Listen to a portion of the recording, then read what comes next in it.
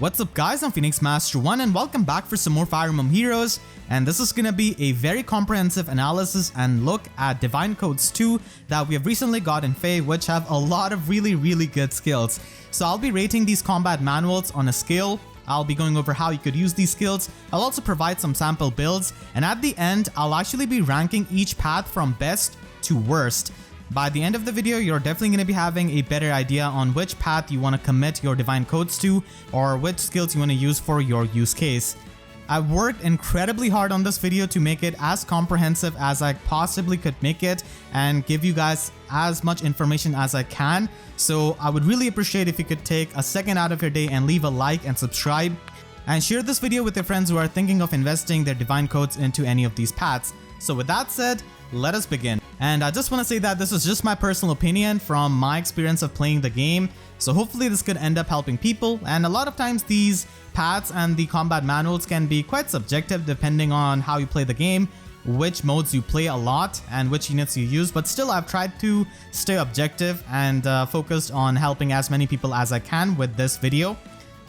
It's very important to know the basic rules of combat manuals before you invest anything. Just make sure that you know that Divine Codes 2 can be obtained from Arena, Resonant Battles, Melon Strike, from the ranking reward. So you definitely gotta play those game modes if you want to get these. Divine Codes 1, which were from the previous year, will not work for these normal 2 paths, so just keep that in mind. And to complete a path, it takes 6,000 codes, so every unit that you get from the path, it will be adding up cumulatively. And these are combat manuals. These are not actual units. This is just to make sure that you could use these combat manuals either to merge into your existing units or just use them as a fodder. And each of these manuals can only be obtained once. You cannot get a manual again and again and again. That's not how it works.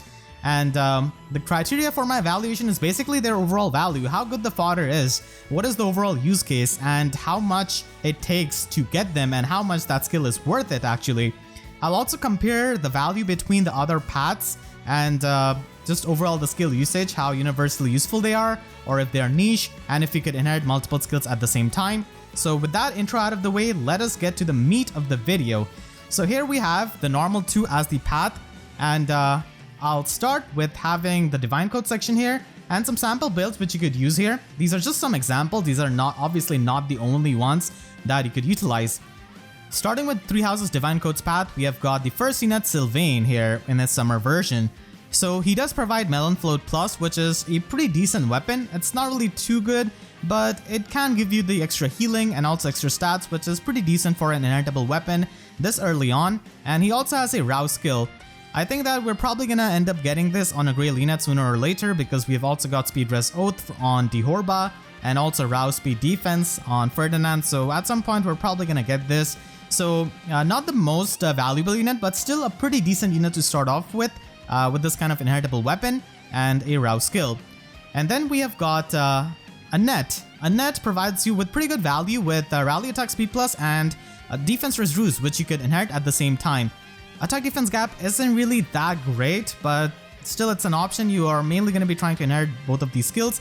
Now it's worth noting that we don't have any kind of unit in the normal summoning pool or in Grail pool that can have rally attack speed. You need to have something like this, a Cordelia from the Ephemera, limited Ephemera units that you might have gotten, or even just the Valentine Soren who just came out while making this video in the Ephemera pool. So that is worth noting definitely. So it's not easy to inherit both Ruse skill and the Rally Plus skill unless you have both of them available. This skill overall can be pretty nice as long as you're running both physical units and magical units. In Arena, many people just run physical units, so in that case the res debuff is gonna be going to waste most of the time. But if you run a magical unit with like a dual skill or maybe a dragon, then this could definitely give you the value. And in Ether Raid's defense, usually people try to have mixed teams with both magical units and physical units, so there it also has tremendous value. So both of these skills are pretty good for Arena purpose. And then we move on to Summer Ingrid. So she provides you with Guard Bearing and Sturdy Impact. Sturdy Impact is a pretty insane skill, honestly. It's definitely the best impact skill in my opinion, because getting extra defense is so good because most of the annoying units that you're going to be facing are probably going to be physical units that you're going to be attacking into, and many physical units can retaliate back at range with something like Distant Counter, and Sturdy Impact is absolutely insane in something like Ether Raids, where you could run this on something like Bramimond maybe, who already has good magical bulk, and by having Sturdy Impact you can just get even more annoying and more bulky.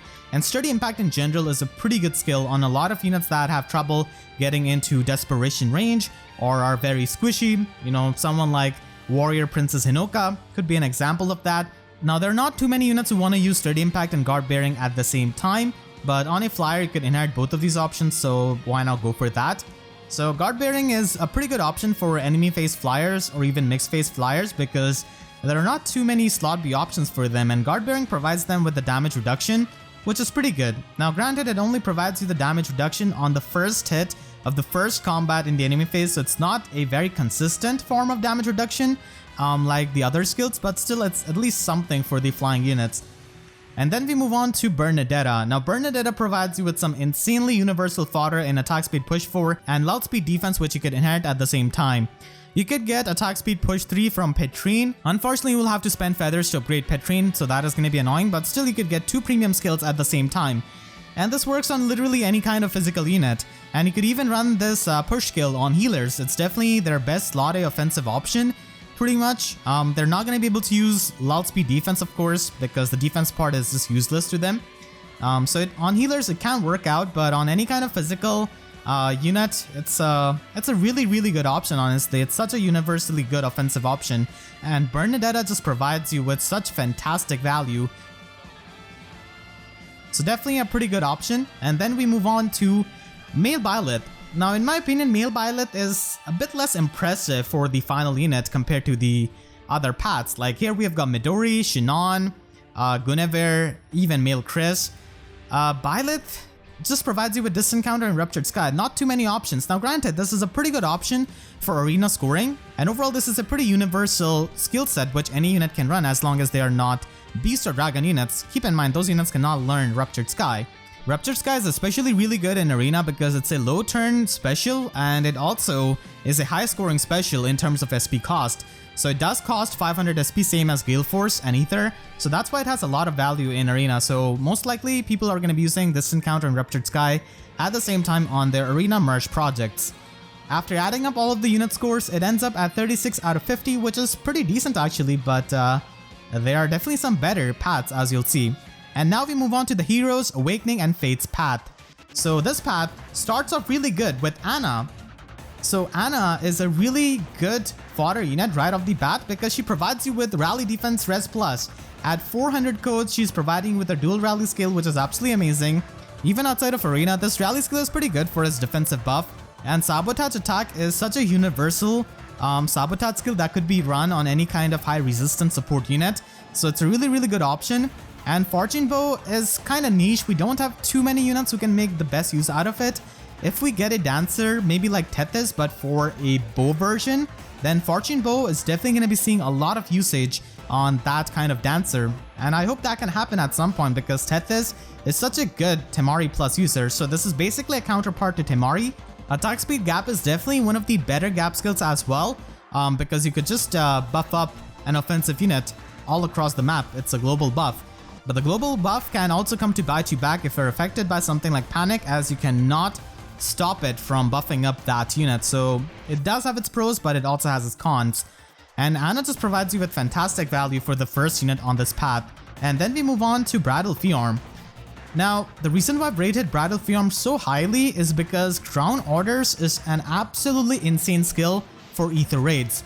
You'll see Mirabolus, Triandra, Eldigan, so many dancers with Crown Orders, and it's a really good skill on flying dancers in general. So if you want to level up your Ether Raids defense game, then Ground Orders is definitely a skill you should try to incorporate in your team because it just makes it such a tough task to predict the movement of your team for the opponent, and this can many times catch them off guard and lend you a kill, which can definitely help you win the games.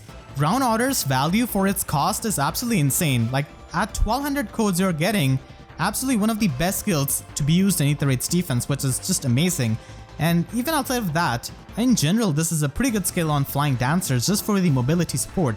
Even in something like Arena, if you're running a flying unit and if you have ground orders, this can definitely help you, have better mobility. So this path, even if you don't go any further, still provides you with really good value. And I'm definitely pretty impressed with this path. Moving on, we have got Male Fallen Corrin. So he provides you with attack speed solo 4 and null follow up. Now it's worth noting that null follow up is actually available on the last Divine Codes path over here, but it does take you, all the way up to the end. But here on the third unit itself, you're getting null follow up, so it's pretty good for value, honestly. And his value could increase over the time if we ever get a free-to-play unit or maybe a 4-star focus unit on a seasonal banner or something like that with attack speed solo. Because then you could inherit the tier 4 version as well as null follow up at the same time. But as is right now, you could only inherit one of these skills, either attack speed solo 4 or null follow up. Rouse skill is not worth it. Ferdinand already comes with that. But attack speed solo is such a good skill because it works in both phases. It's so easy to trigger for any kind of infantry or a cavalry unit. So it does have a lot of value and it's just so universally useful. Null follow-up also provides you with fantastic value. There are just so many cheating skills that can stop your follow-up attacks and let them get an auto follow-up. It's absolutely insane, and null follow-up just ages better and better as the game goes on because we keep getting more of these cheating units. So null follow-up is always going to be having value. So on the third position, this is really good value. Then we have got Siri. And just like Fallen Male Corrin, this can also have better value in future if we get a Grail unit with Kestrel stance too. Right now we have all of the dual stance skill on Grail units and 3-star, 4-star summonable units, except for Kestrel stance 2. That is only present on Legendary Ryoma, which is so annoying. Why? So I hope we can easily get this at some point. So save your Siri until then. But even outside of that, Close Call, a damage reduction skill, is really good. Now it doesn't really give you extra damage like Spurn, but still the movement utility it gives you is definitely much better than something like Repel, I would say. Repel is probably the worst out of all of the damage reduction skills, mainly because it's not really that useful of an effect. Close Call allows you to retreat back to your units to maybe get danced, get repositioned, hit and run, a lot of things. You could return to the defensive terrain. So the movement of Close Call is pretty good, and you could inherit Kestrel Stance 3 and Close Call at the same time. And damage reduction skills are really popular in game right now. Kestrel Stance 3 might not be useful to many units because you probably want to run distant counter here, but still as an alternate option it could be pretty good. And for units who already have a distant counter weapon, then Kestrel Stance 3 can definitely be a pretty good option. Its value is definitely pretty good because on the 4th unit slot here you're getting a damage reduction skill, compared to Echo's 5th unit who has got Spurn 3. Now Spurn is slightly better damage reduction skill because of the extra damage, and he also has Joint Drive attack, but still it's not bad saving 2,000 divine codes when you're mainly trying to get a damage reduction skill. So Siri provides you with really good value. And then we move on to Mighty Midori with that insane value. Absolutely busted unit. Definitely one of the best divine codes in the entire game because you could inherit Spendthrift Bow, Close Fall, and Rally Attack Defense Plus at the same time. Spendthrift Bow is ridiculously good inheritable weapon. It's the best inheritable bow in the game right now, and there are just so many units you could build up with Spendthrift Bow and Close Foil. This is also going to be really useful for really popular merge projects like Felix and Norn. And you could also inherit Rally Attack Defense Plus at the same time if you're going to be using someone like Felix for an arena scoring unit. After adding up all of the unit scores, it ends up at 43 out of 50, which is a pretty good unit score. As you could see, there is green all around on each of these units on every single slot. So that is definitely a pretty good indication. Now we move on to the Tellius path here with Ilyana starting us off. So Ilyana comes with Spooky Censer, and this could be a pretty good weapon because it does have Fury, so it does have synergy with, Desperation, Brazen Skills and stuff like that. And for units who don't have the greatest weapon Refine, they can definitely try to use this weapon with some skills, as I've shown here with someone like Resplendent Delthea. Even Male Robin can use this, but I would argue that Valentine Veronica's weapon is also a pretty good option if you want to use it, though it's mainly a defensive option because of the healing, so it will have anti-synergy with stuff like Desperation. So Spooky Censer in that regard can be a pretty good inheritable blue tome. You also get Bullfighter at 400 divine codes, which is absolutely amazing. And Bullfighter is a really strong skill.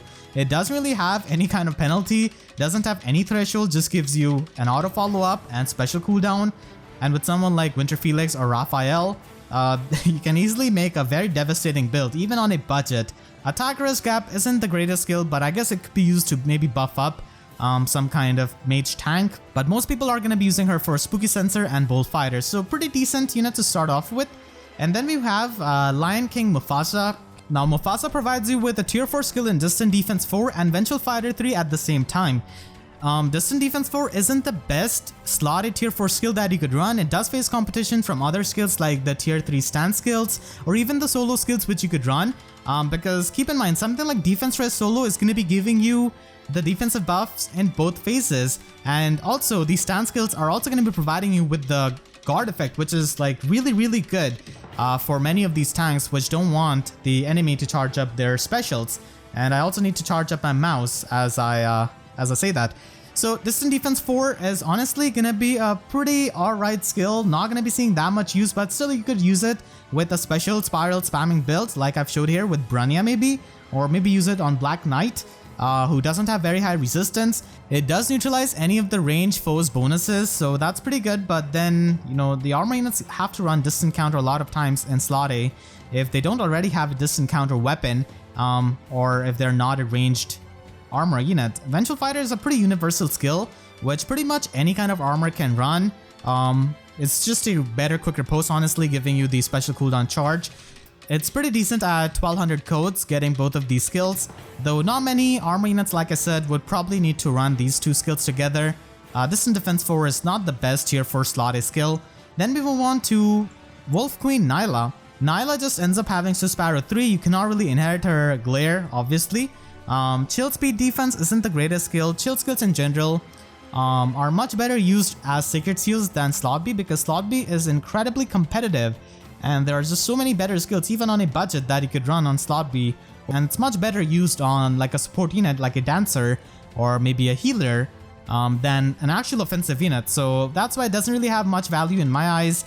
I'm mainly rating this based on Sparrow 3 and how universally good it is. Just slap it on any kind of player phase unit and they're going to be appreciating that. Just like Mufasa, Sparrow 3 does face competition as well. Attack speed push 4 is a pretty good skill that you could run in slot A as well. Fury is also not a bad option on budget, and recall damage is always not the worst thing because it can activate stuff like Desperation. But if you don't really want to take any kind of recall damage and if you just want to use a unit in player phase, then Sparrow 3 is such a universally good option and it can definitely be used on so many units, so it's very useful. So Gatrie provides you with Fortress Defense Res. This could definitely be run on someone like Mila, where every single point of defense counts for her for isolating high defense dancers like Dancer Eldigan, Berkut, and also Dancer Xander. So this is going to be a pretty good skill on her. Fortress Defense Res does increase your visible stats, which does have its usage, like you could absorb Dark Shrines, and you could also use it to activate stuff like Pegasus Flight, and also use it to activate stuff like Temari skills. Basically any kind of skill that checks for visible defense or resistance could be utilized with Fortress Defense Res, and that's where its value lies. Crafty Fighter is also not a bad skill, so instead of giving you the special acceleration, it pretty much gives you the guard effect, which is honestly a really good skill on many kinds of like slow armor units who don't want the enemies to charge up their special because they want to have that longevity. So Crafty Fighter is a pretty good skill. Spirited Spear is also an option, but it requires visible buffs to get the special cooldown charge +1. So most of the time people are going to be fighting him off for Fortress Defense Res and Crafty Fighter. Fortress Defense Res is definitely the highlight here because previously you had to go all the way back to Cliff in the final position for this skill. The final unit of this path is going to be the God of Fodders, Shinon. And the reason why he's called that is because he has just so many options. He provides you with attack defense solo 4, lull attack speed 3, time pulse, and deadeye. He's the only unit in the game who has got deadeye, and deadeye is such a good skill because it can cut through damage reduction. It just disables them. So it's such a good meta skill, honestly, with the rise of the damage reduction skills, and it's a really good skill on many high attack archers. The George you see right there can be used for taking on Legendary Claude. because you can inherit Deadeye and Time Pulse at the same time, which is absolutely amazing. And you could also inherit Deadeye and Lull attack speed at the same time, but this is going to be definitely much more valuable, the Deadeye and Time Pulse combo, because you just gotta inherit like Glimmer before this, and then you inherit Deadeye and then Time Pulse. And attack defense solo is not nearly as valuable as Lull attack speed or Time Pulse or Deadeye. So if you're really desperate, you could even fodder him to a non-archer. You don't necessarily have to fodder him to an archer, but if you really need Lull attack speed or Time Pulse, which are really good skills, then you know you could use him, and that is absolutely the strength of Shinon. He just provides you with so many options that you could inherit. Absolutely amazing. And Deadeye is just the cherry on top, such a rare skill on him. And if I could, I would probably rate Shinon and Midori like above 10 out of 10, because these two units are absolutely stacked. So the final score of the Tellius combat manual path ends up at 38 out of 50, just 2 points short of the 40 mark. Now we start with the GBA Games combat manual path. So the first unit that we have is Spring Narcian. He just has Guild Fork, that's it. Now this is a pretty good weapon. It's basically the Lance version of Carrot Cudgel, so it provides you with extra attack and defense if you're within 2 spaces of an ally, which is extremely easy to do for any kind of defensive unit, and it also neutralizes penalties to attack and defense. So in my opinion, penalty neutralization is extremely powerful, and Guild Fork could be a really good option if you're building up someone like Gall maybe, or Winter Hilda, who's a really popular option. So this is a pretty good weapon to have. Shield speed is whatever. We have so many Grail units with that. And then we move on to Joshua, who does have Coral Bow plus Fortified Defense 4 at the same time. Link skill cannot really be inherited with Coral Bow plus, and we did get a combat manual of Halloween Niles with attack speed Link. So these two skills are the main ones. Now many bows like Spendthrift, Reindeer Bow, Pelagian Bow, a lot of these bows focus on attack and defense. Coral Bow focuses on speed and defense, so this could be a good option on a bow unit who's not really as fast maybe. So it's not really as good of an option as Midori's Spendthrift, of course, and there are some other options like Reindeer Bow from Winter Felix, but Coral Bow is a pretty good weapon. It just gives you speed and defense debuff within 2 spaces of the unit, so that can also help your allies. So this is often a bow that is not talked about much, but still is a pretty good option, and if you run it on a bow flyer with speed defense rain, then you're pretty much affecting within 2 spaces of the unit with -9 speed and defense debuff, which is pretty good. Fortified Defense 4 is not really that good of a tier 4 skill, honestly. Most of these Hone and Fortify skills aren't really all that good, and they aren't really as universal as the Joint Drive skills, I would argue. But still, it's worth noting that this could be a pretty good option if you have Legendary Azura, and if you just want to buff up a target ally to +7 to all of their stats. So this could be a good option for Legendary Azura, and just as an arena scoring option, honestly. So not a bad option in that regard. Now Nils is rated at 5 out of 10, mainly because Even Pulse Tie is such a niche skill. Now let me explain and put my point forward before people get mad, because Nils is a fan favorite unit, and trust me, I love FE7 just as much, but the thing is that Even Pulse Tie only has usage in something like Ether Raid's offense, where you're gonna be facing against Pulse Smoke teams. Now ever since Vault of Heaven has started, the extra slot units have been there. The meta has shifted towards high threat range teams or turn 1 initiation teams with return plus traps with Winter Bernedetta, or 7 slot dancer traps with someone like Saros providing you with the 7th slot. So infantry pulse teams have kind of fallen off, and I would argue that Pulse Smoke is going to be a much better option to deal with many of the infantry pulse teams, and just in general better option, because Pulse Smoke can also help you in situations like against a Gale Force Eliwood. He's not going to be triggering his Gale Force even if he just attacks you and charges it up. And you can also Pulse Smoke down stuff like Quicken Pulse. For Even Pulse Tie to wait, you have to wait yourself first, and it also only works if the special is fully ready. It doesn't really work with something like a Quicken Pulse or just one-off infantry pulse trying to pulse down a unit. In that sense, Pulse Smoke is much better, and you also gotta use some kind of tanking strategy. You need to put this on a support unit like Male Corrin or Brave Lucina, so your options are kind of limited, and you mainly use this for tanking strategy. So it could be useful. It really depends if you use tanking strategy as well as if you're interested in Ether Raid's offense. So it's a pretty niche skill overall, seeing as how infantry pulse teams have been getting pretty rare and have been kind of falling off, honestly. So even Pulse Die has lost a bit of its value in my eyes. So that is going to be nils. Doesn't provide you as good of a value for the third unit as maybe someone like Corrin or Ingrid here, or even Marita in the next path. Then we have got Leon. So Fallen Leon provides you with Null Counter Disrupt, which is definitely going to be a skill many people are going to be inheriting. I would argue that Bonus Doubler is not the best option for slot A because Panic is pretty common and Lull skills are pretty common, which can definitely render this useless, and there are just so many good slot A options that you could run. Rouse Attack Resistance is also an option, but I feel like we are probably going to be getting these skills at some point on Grail units, so might as well use your codes for the rarest skill here. Null Counter Disrupt has its main usage in Ether Raid's offense against Cav lines, against Veronicas with Dazzling Staff, against healers with Dazzling Staff, Fire Sweep weapons, and stuff like that. So against those kinds of annoying units, you can retaliate back.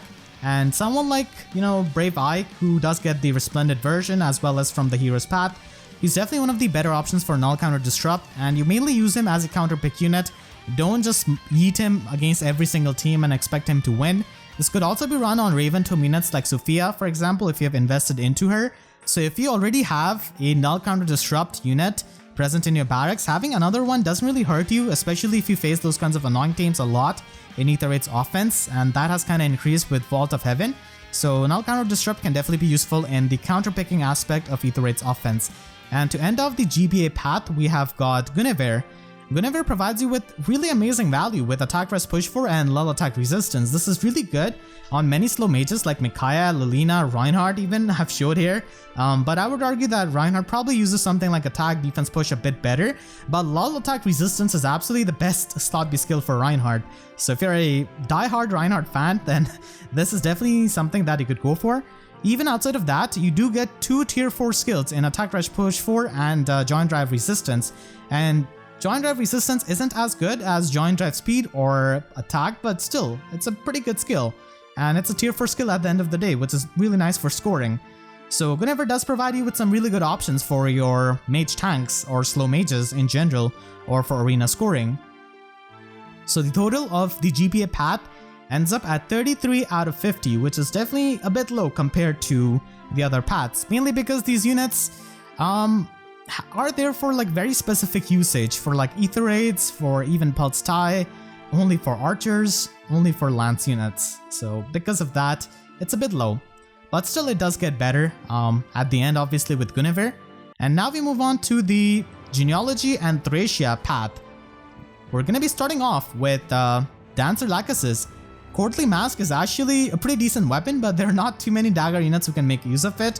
The Winter Cecilia, which I've showcased here, can definitely run a really good mixed build with this because it gives you the damage reduction in both phases, and you just need to be slow for that. And Winter Cecilia is definitely one of the slower ones, so could be a pretty good option if you have her. Air Orders, on the other hand, is the next inheritable skill that she comes with. That is not really as good as something like Ground Orders because like full flyer teams are gonna be weak to a lot of like bows and stuff like that, and we have such busted bow units like Legendary Crom, Legendary Alm, Legendary Leaf, now Legendary Claude.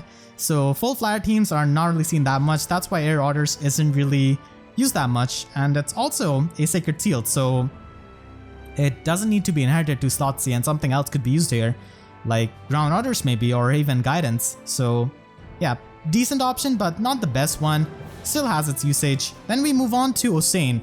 So Osane has got Mirror Stance 3, which you could inherit, and this is a really good tier 3 stance skill, mainly because mages are getting crazy strong as time goes on, and having that guard effect is so useful. Like if you're facing someone like Thracia in the Astro season, then she has got the Flashing Blade 4, she can trigger her special, so with that guard effect you can stop that, and it's mainly going to be used on mage tanks like maybe Fallen Leon. I would argue that it's definitely the best slotted skill of Fallen Leon if you want to use him.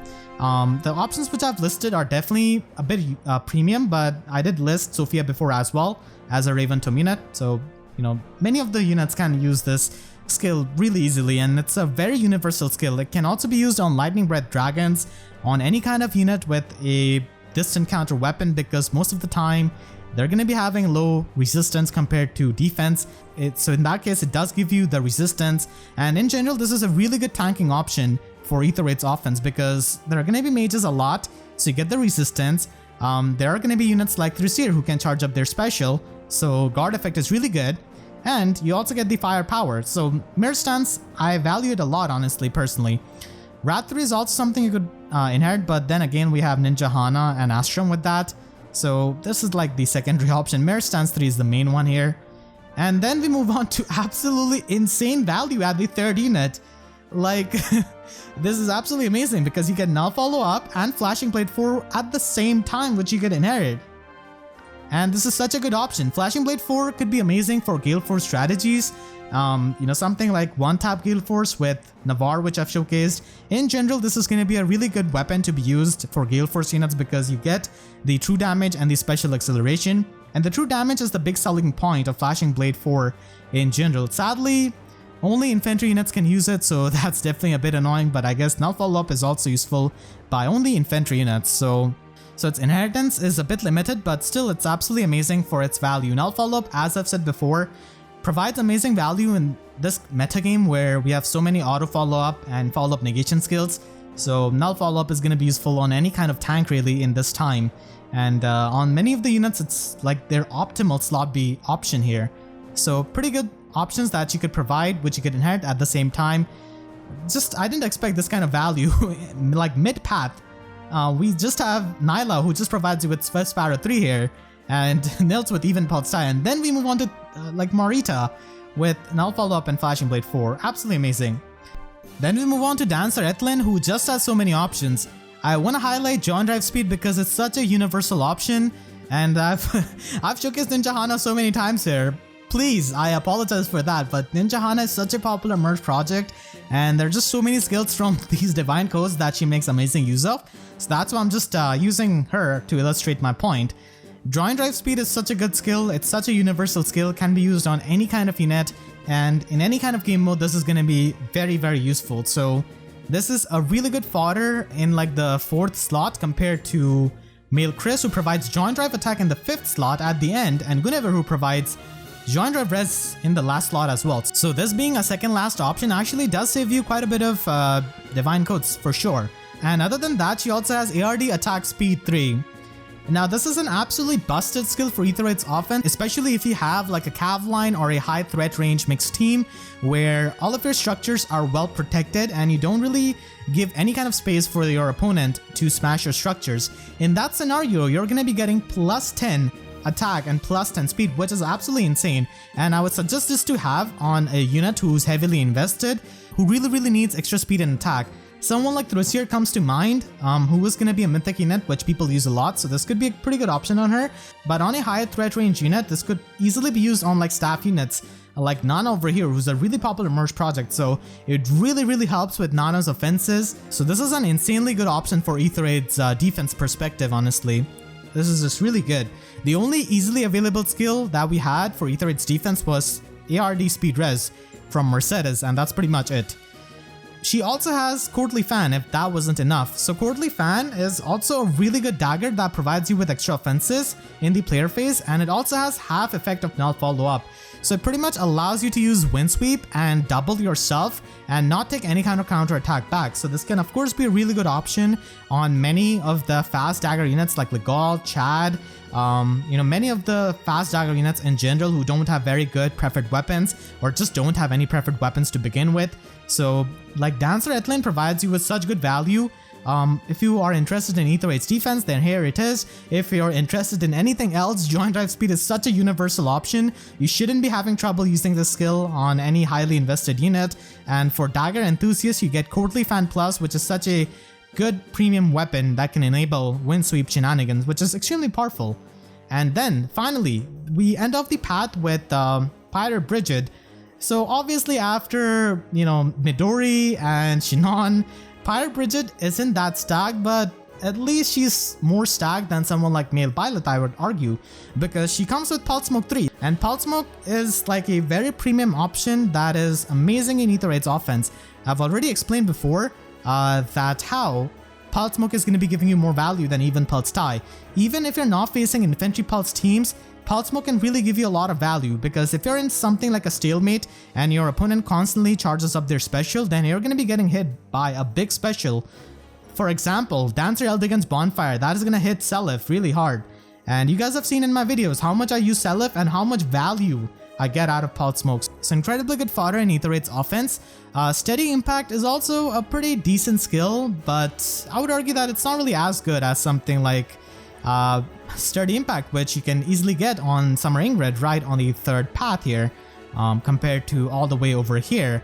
So only go to this path if you want Pulse Smoke, otherwise just skip Pirate Bridget. She does give you Harsh Command, but then again we have Gatrie here with Harsh Command, so that's a bit better if you're looking for that. Helm Bow is also a pretty good weapon, but you do get Coral Bow on this path really early on. But Helm Bow does have the Lull condition, which can utilize the debuffs, but you have to be solo. So overall, these are pretty good skills that you could utilize depending on your use case. Steady Impact again is pretty good on squishy units, or just units who want to get fast but also want to get bulky. So those kinds of units can definitely appreciate that. And the total score of Genealogy and Thracia path ends up at 40 out of 50. So this is the second path after Heroes and Awakening to hit the 40 mark. And now we move on to the final path of Divine Codes 2. And that is the Mystery of the Emblem Echoes path. So we start off really low with Valentine Conrad. He just has Wings of Mercy. He doesn't really have much value in my opinion. Like, just compare the value of someone like Anna here, or even Ilyana here, compared to Conrad. Wings of Mercy 3 is all you have. We do have Merlinus and Kane in the normal summoning pool, but if you're really starving for Wings of Mercy 3, then I guess it doesn't really hurt to spend 400 codes for that, because at some point I was down so bad that I was spending my grails for Black Knight to get Wings of Mercy, so I know how it feels. So there, Conrad could be useful, but other than that, he doesn't have anything. Melee Bouquet Plus is a decent weapon. It has the impact effect basically, but there are better weapons, I would argue. And so many of the sword units already have like their weapon refines, and many of them want like a mixed phase option. This is mainly a player phase focused weapon. But still, there are someone like Seth who cannot have access to the impact skills who could use that, or Rudger who could definitely get pretty bulky. Fallen Berkut is definitely a bit disappointing for Warding Stance 4, which is not really as good. You get Mirror Stance 3 here at the same cost on Hussein on this path. Warding Stance 4 and Steady Stance 4 are not really all that good of a tier 4 skill, because you can basically trade off the 2 defense or resistance for getting extra 6 stats and a whole another stat like Mirror Stance 3 here giving you the attack. So Warding Stance is not really that good of a skill, but if you're running this on some kind of outdated unit who doesn't have a lot of resistance, then it could be useful. It does have the guard effect, but really not that useful compared to the second slot options that you can get from many of these paths. Then we have Valentine Catria, which definitely saves this path in the midpoint here, coming clutch with Attack Speed Bond 4 and Harsh Command Plus, as well as Aerobatics. Aerobatics is a pretty good skill to be run on any kind of dancer. It's still a 5-star locked skill, so this could be a pretty good option, but hopefully we could get this on a Grail unit. Attack Speed Bond 4 is not really as good of an offensive option as to Sparrow 3 or Attack Speed Push 4 or even Fury, because positioning does not matter with those skills, and it's a bit hard to position yourself in the player phase compared to the enemy phase where you're just going to be trying to tank basically. So it's much easier to position with a defensive bond skill than an offensive bond skill like this here, but still it does have its use on an armor unit or maybe on units who really need to be near an ally. In that case, you could just double down on that condition and run the tier 4 bond. And with the newly released save skills, you can easily run this on those kinds of armor units. Winter Felix is definitely an example. If you're not trying to get Spendthrift Bow on Midori by spending that many divine codes, then you could definitely try to finish him faster with Joshua's Coral Bow, tier 4 skill that he provides, along with Harsh Command Plus and tier 4 bond skill which Gatrie can provide. So that's a way of finishing an arena merge project like Winter Felix a bit faster and less cost, but obviously it doesn't have Spendthrift Bow or Close Foil, but still an option. Definitely she's the savior here for this path on this midpoint. And then it pretty much goes downhill because we get Fury. Now please don't get me wrong, Fury 4 is not a bad skill, far from it, it's really useful. It gives you extra visible stats, it gives you extra recall, which can definitely help you in situations like Ninja Lin, who is going to be in Hero Rise's banner. So there, you could run Fury 4, just get into the range of the Wings of Mercy allies, and just have them teleport to you. Even helps you with stuff like Wyvern Flight and Pegasus Flight. But the reason why I've rated it so low, and the reason why it's underwhelming, is because you're getting Fury 4 after spending 4,000 Divine Codes. So we're 4 units deep and we're getting Fury 4, which is not as good as Joint Drive Speed, not as good as Null Counter Disrupt, which is really rare, Fortress Defense Res, Close Call, and freaking Attack Speed Push 4 and Lull Speed Defense on Bernedetta. So if you need a recall skill that is offensive, then Attack Speed Push 4 is a much better option. So Est is really not that great as the 4th unit here. Again, please don't take this personally. I have nothing against Est. I have nothing against Fury 4. It's just that 4 units deep, we kind of expect something better. That's pretty much it.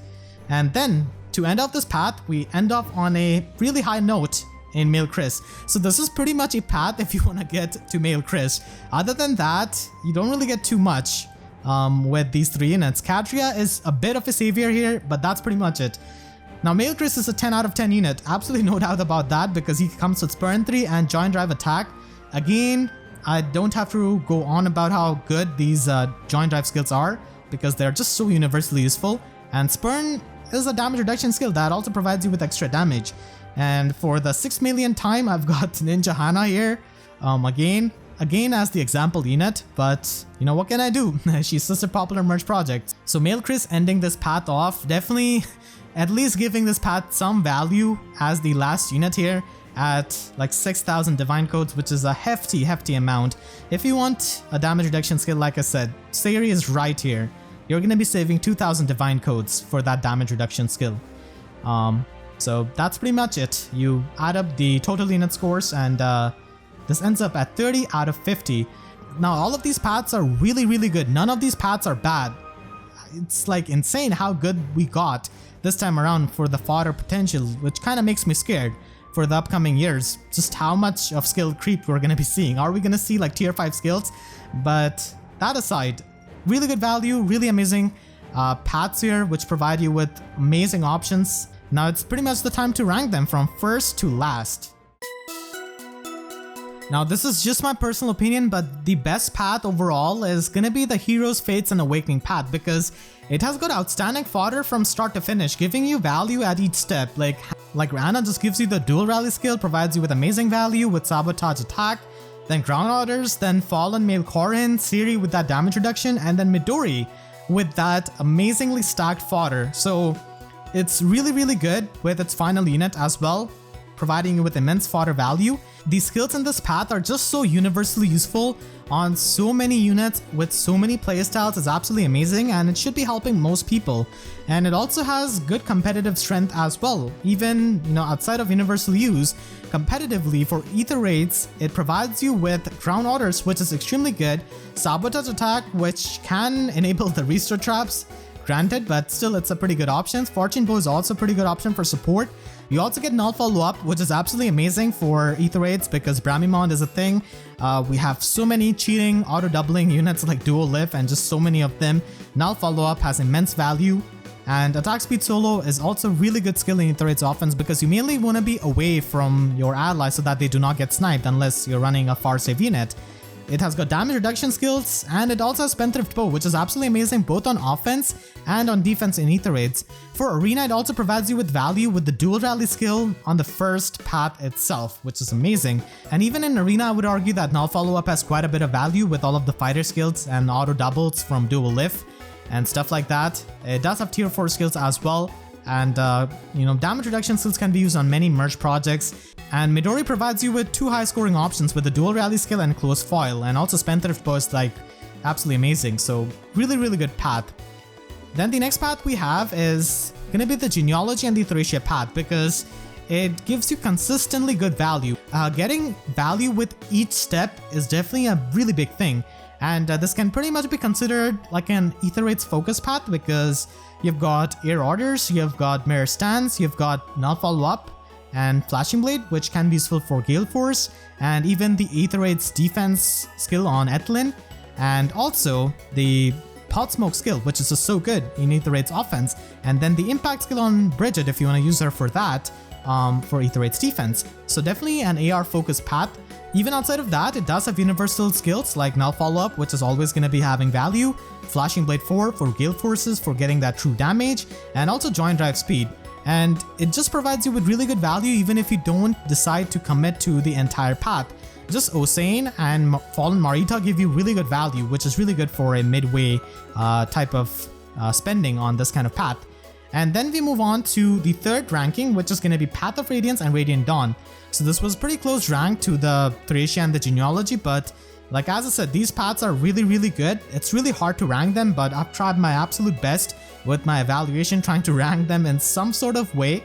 So it does start pretty decently with Ilyana, and it has absolutely insane value with Shinon at the end. And the reason why Shinon is so good is because he provides you with so many options that you want to inherit, and Deadeye is the skill which only he has got in the game, which makes him such a unique unit in the entire Divine Code section. And because like it's such a meta relevant skill, damage reduction is getting increasingly popular. Just the recent legendary unit in Legendary Claude has got absurd damage reduction, but Deadeye completely gets rid of that. So it does have a lot of value as it is in the game. It also is a pretty good path if you are a big armor enthusiast, because it gives you 3 fighter skills in Bold, Vengeful, and Crafty Fighter. And on rank 4 we have got 3 houses, so the midway value of this path is also amazing, with Bernie and Ingrid providing you with sturdy impact, guard bearing, attack speed push for Lull speed defense. Absolutely amazing. So it does have arena value with Annette and male Byleth at the end, and it does have Aether Aid's value as well with Bernie and Ingrid. So overall it's a pretty good path. The final unit is not really as stacked as some of the other final units on these paths like Shinon or Midori, so kind of brings down the value a bit, but still a pretty good path. The fifth path has got Binding Blade, Blazing Blade, and also Sacred Stones, the GBA path.